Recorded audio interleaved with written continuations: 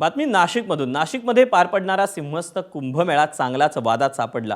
कुंभमेळ्यासाठी नाशिकमधील तपोवनमध्ये साधुग्राम उभारण्यात येणार आहे। त्यासाठी तपोवनातील 800 झाडं तोडण्यात येणार आहेत। दरम्यान साधुग्रामसाठी करण्यात येणाऱ्या वृक्षतोडी विरोधात पर्यावरण प्रेमींसह अनेक नेते मंडळी, कलाकार, संघटना मैदानात उतरल्यात। अजित पवारांचे राष्ट्रवादीचे नेते सयाजी शिंदे यांनीही वृक्षतोडीला विरोध करत सरकारवर निशाणा साधला, तर उपमुख्यमंत्री अजित पवार यांनीही सयाजी शिंदे यांच्या भूमिकेला पाठिंबा दर्शवला। वृक्षतोडीवर सामोपचाराने तोडगा काढावा असं मत अजित पवारांनी मांडलं, तर यावरून मुख्यमंत्री फडणवीसांनी निशाणा साधला।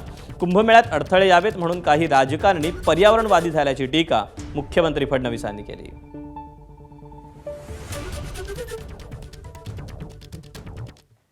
तपोवनातील वृक्षतोडीच्या मुद्द्यावर मुख्यमंत्री फडणवीस आणि उपमुख्यमंत्री अजित पवारांनी काय म्हटलं आपण पाहूया।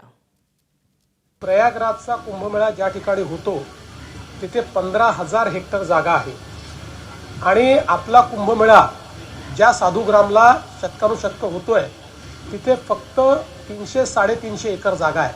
15,000 हेक्टर आणि 350 एकर। आणि ही जी काही झाडं आहेत, आपण जर 2015-2016चा गुगल मॅप बघितला त्यातलं कुठलंच झाड आपल्याला दिसत नाही। काही लोक राजकीय कारणाने देखील पर्यावरणवादी बनलेले आहेत। काही लोकांना असं वाटतंय की कुंभमेळ्यात अडथळेच यावे। अशा लोकांना मात्र मी सांगतो की अडथळे आम्ही येऊ देणार नाही।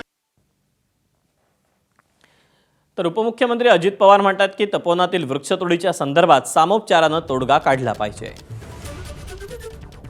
या संदर्भात अभिनेते सयाजी शिंदे यांनी घेतलेली भूमिका पर्यावरण हिताची आहे। विकासाबरोबर पर्यावरणाचा समतोल राखणं ही देखील काळाची गरज आहे। पर्यावरण वाचलं तरच पुढची पिढी सुरक्षित राहील, हे आपण सर्वांनी लक्षात ठेवलं पाहिजे। तपोवनातील वृक्षतोडीला कलाकारांनीही विरोध केला आहे। जर तपोवन हे फक्त तपोवनापुरता मर्यादित नव्हतं, ते जर वाढलं आणि ब्रह्मगिरीपर्यंत जर पोचलं तर मला असं वाटतं हे शक्य होऊ शकतं। त्यामुळे एक मॅसिव्ह प्लांटेशनची मुवमेंट नाशिकमध्ये घडणं फार आवश्यक आहे। सो सीएम साहेबांच्या भाषणानंतर आमच्या आशा पल्लवित झालेल्या आहेत। काहीतरी सुवर्णमध्ये खूप छान निघणार आहे। त्यामुळे आता आमचा नवीन नारा हाच आहे, तपोवन वाचवा, तपोवन वाढवा। कुंभमेळा हा अत्यंत महत्त्वाचा आहे। अनेक लोकांची पोटं या कुंभमेळ्यांनी वरती अवलंबून असतात। तर साधू महंत येणार आहेत। आम्ही सगळेजण स्वागतासाठी उत्सुक आहोत। तपोवन तसंच राखलं जावं। तिथं तुम्ही ज्या पद्धतीचा विकास म्हणताय तसा विकास होऊ नये। तिथे वृक्षांनी आपण साधू संतांचं, महंतांचं स्वागत करूया आणि हा कुंभमेळा छान पद्धतीने पार पाडूया असं मला वाटतं। त्याच्यासाठी कत्तल नको आहे। इतक्या झाडांचे खून आपण पाडूया नको।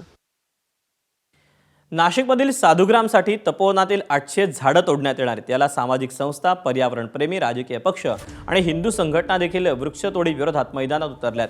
तपोवनातील तोडल्या जाणाऱ्या झाडांवर हिंदू संघटनांकडून जय श्रीराम, जय हनुमान असं लिहून शेंदूर देखील लावला गेलाय। या ठिकाणाहून आढावा घेतलाय शुभम बोडकेनं। नाशिकमधल्या तपोवनातील झाडांचा मुद्दा राज्यभर गाजतोय आणि हे झाडं तोडू नये अशी भूमिका आता सर्वच जण हे घेताना पाहायला मिळत आहे। एकूण जर पाहिलं तर नाशिकमधल्या तपोवनातील 1800 झाडं जे आहेत ते तोडली जाणार असल्याचा निर्णय प्रशासनाच्या माध्यमातून घेतला जातोय आणि अशा संपूर्ण निर्णयाच्या विरोधात आता आपण बघतोय सिनेसृष्टीतील काही अभिनेते असतील, त्यासोबत सामाजिक संस्था असेल, त्यासोबत या ठिकाणी असलेले राजकीय पक्षांनी देखील या वृक्षतोडीला कडाडून विरोध या ठिकाणी जो दर्शवल्याचं आपल्याला पाहायला मिळतंय। एकूण जर बघितलं तर हिंदू संघटना देखील आता या वृक्षतोडीच्या विरोधात या ठिकाणी मैदानात उतरल्याचं पाहायला मिळतंय।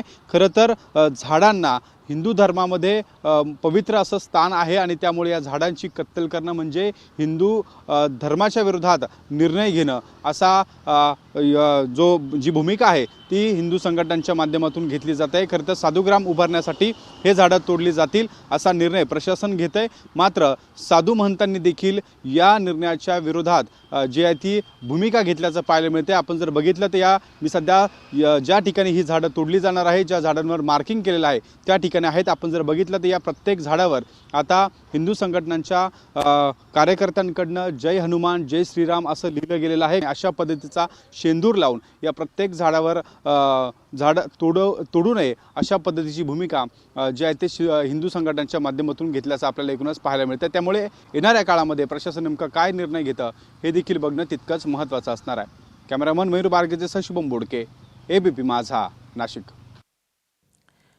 तपोवनापाठोपाठ नाशिकच्या सोमेश्वर जवळ तयार होणारा जॉगिंग ट्रॅक वादात सापडला. शेकडो झाडं तोडून कॉन्क्रीटचा रस्ता तयार करण्याचा घाट घालण्यात आला. कुणाच्या मागणीवरून ट्रॅक तयार करण्यात येतोय असा सवाल शिवसेना शिंदे गटाचे नेते विलास शिंदे यांनी उपस्थित केला. सोमेश्वर मंदिराशेजारील झाडांचा मुद्दा देखील आता ऐरणीवर आलाय.